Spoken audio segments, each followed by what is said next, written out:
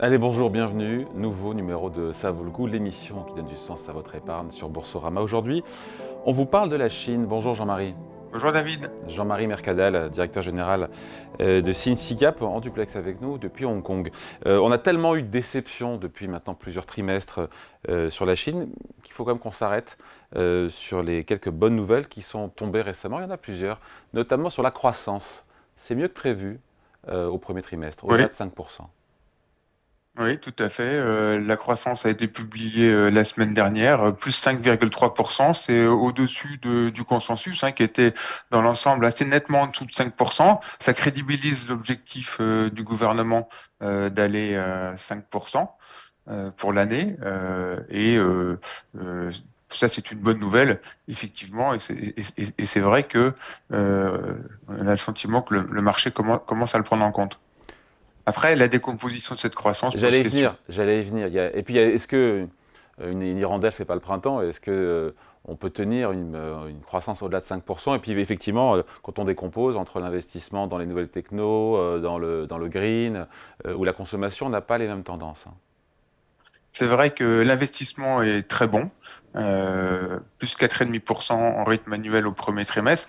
Le gouvernement continue sa politique d'investissement dans les secteurs d'avenir, notamment les hautes technologies et l'économie verte. L'économie verte, la Chine est déjà un leader, mais les investissements continuent à affluer. Et puis l'économie du futur. En rythme annuel, il y aura à peu près 1200 milliards qui va être accordé à ces industries de pointe, de technologie et d'industrie verte. Ça fait à peu près 20% de tous les investissements. Voilà. Donc ça, c'est le côté positif. Voilà. Après, côté consommation, ça reste toujours décevant parce que l'immobilier va mal. Voilà. C'est ça le sujet, hein. Ça, c'est le grand sujet. Le gouvernement voudrait que la Chine compte sur ses propres forces dans les prochaines années, et notamment sur la consommation domestique, qui représente aujourd'hui que 37% du PIB, contre environ 65% aux États-Unis, par exemple. Mais la confiance des consommateurs est faible, puisque l'immobilier ne redémarre pas. On a une baisse des mises en chantier, une baisse des prix encore de 5 à 2% suivant les villes. Euh, et donc, tant qu'il y a cet immobilier qui se porte pas mieux, bah, la consommation est en hausse que de 3% au premier trimestre. Et surtout, les ménages chinois ont accumulé 1200 milliards d'épargne de précaution. Donc ça, c'est le grand point négatif et effectivement qui pose question pour les prochains mois. Alors, dans les autres bonnes nouvelles, il y a cette idée que Pékin a pris à bras le corps ce qui se passe sur les marchés boursiers après 2 ou 3 ans de baisse des bourses locales. On l'a largement commenté ici dans Ça vaut le coup. Des mesures ont été prises en faveur de la transparence, de l'organisation du marché boursier chinois, avec cet objectif, atteint ou pas, vous allez nous le dire, de redonner confiance aux investisseurs, les particuliers qui ont soit investi en bourse ou dans l'immobilier, et aussi les investisseurs étrangers. Ça, c'est le grand objectif du gouvernement. Alors, il y avait déjà eu quelques annonces il y a quelques mois où le gouvernement avait incité les entreprises d'État à investir en bourse, les grands institutionnels et les grandes compagnies d'assurance. Ça avait un peu réveillé le marché. Et puis là, pour la troisième fois en 20 ans, il y a un plan, ça s'appelle les Nine Point Guidelines, qui a été pris, qui vise effectivement à rendre le marché plus transparent, à ce qu'il y ait moins de valeurs cotées et de petites valeurs qui n'étaient pas très visibles, parce qu'il y a plus de 3000 valeurs cotées en Chine. C'est un peu pour assainir le marché, que ce soit plus visible, faire revenir les investisseurs institutionnels, les particuliers. N'oublions pas qu'ils ont beaucoup d'épargne et qu'il va y avoir un problème de retraite très bientôt, hein. On connaît la pyramide des âges en Chine et on sait aussi que le système de financement des retraites, c'est un organisme aussi public qu'il a annoncé. D'ici 2035, il y aura un problème de financement. Donc tout ça vise à faire revenir les investisseurs et le gouvernement a aussi demandé aux entreprises de verser plus de dividendes, de racheter leurs actions.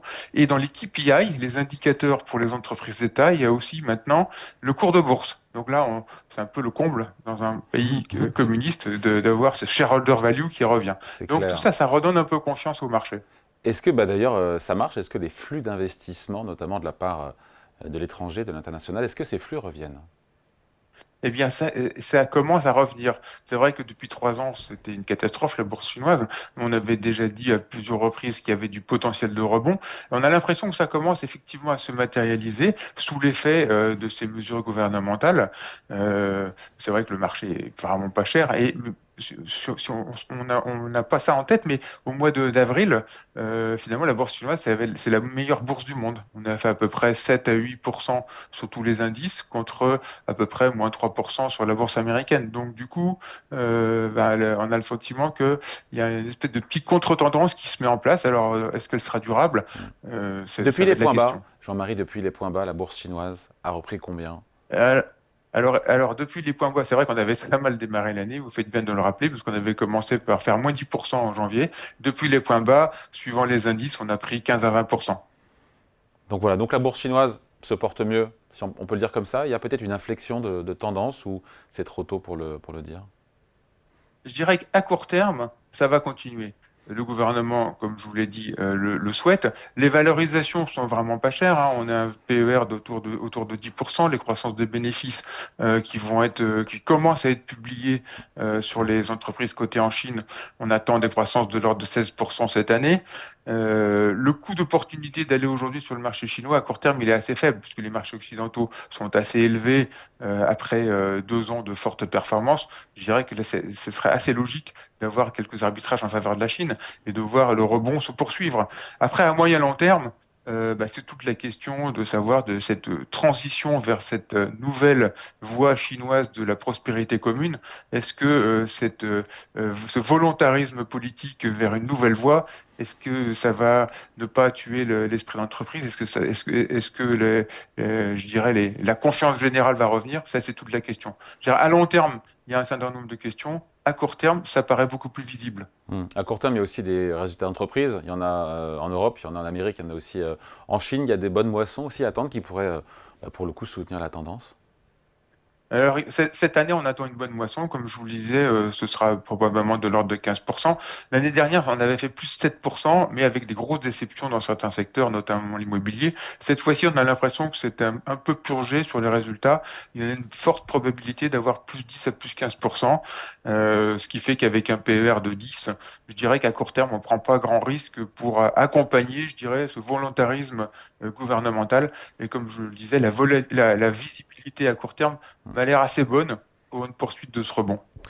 Il se murmure, vous me l'avez dit en préparant l'émission, vous êtes sur place, que la Banque centrale chinoise pourrait reprendre son QE, son programme de rachat d'obligations souveraines chinoises. Expliquez-nous un petit peu. Ils l'ont fait, ils l'ont arrêté, ils pourraient le reprendre? C'est vrai que la dernière fois qu'ils l'ont fait, c'est il y a 20 ans, et ils pourraient le reprendre. Alors ça vient au moment où la dette chinoise a été dégradée 2 fois, hein, par Moody's et par Fitch. Ça vient au moment où le stock de dette en Chine atteint des niveaux records, à peu près à 350% du PIB. Bon, là, on atteint des niveaux comme en Occident, hein, largement. Et donc, il y a eu un discours de Xi Jinping qui vient d'être révélé juste il y a quelques semaines. Le discours a eu lieu au mois d'octobre, mais ça vient d'être révélé ces dernières semaines, comme quoi maintenant il souhaitait que la Banque centrale de Chine intervienne sur le marché secondaire des obligations d'État, de façon à stabiliser les taux d'intérêt, de redonner de la liquidité, de contrôler la courbe des taux. Et donc tout ça va dans le sens que, avec des taux maintenus assez bas, hein, je rappelle que l'inflation en Chine est à 0, les taux à court terme sont à 2,5, les taux à 10 ans sont à 2,20. C'est vrai que l'opportunité d'aller en bourse aussi, du coup, devient un peu plus évidente. Bon, voilà, un couple risque-rendement, donc plutôt positif à court terme, mais qui pose question sur plus long terme. C'est ça sur la bourse chinoise, le message. C'est exactement ça, parce qu'on n'a pas encore bien compris la nouvelle gouvernance chinoise et ce changement de société vers ce qu'on appelle la prospérité commune. Et ça, pour l'instant, on n'a pas encore toutes les clés pour le long terme. Allez, merci beaucoup. Explication signée Jean-Marie Mercadel, directeur général de SinSicap, AM en duplex avec nous depuis Hong Kong. Merci Jean-Marie. Merci beaucoup, David. À bientôt. Allez, ça vaut le coup, revient la semaine prochaine sur Boursorama.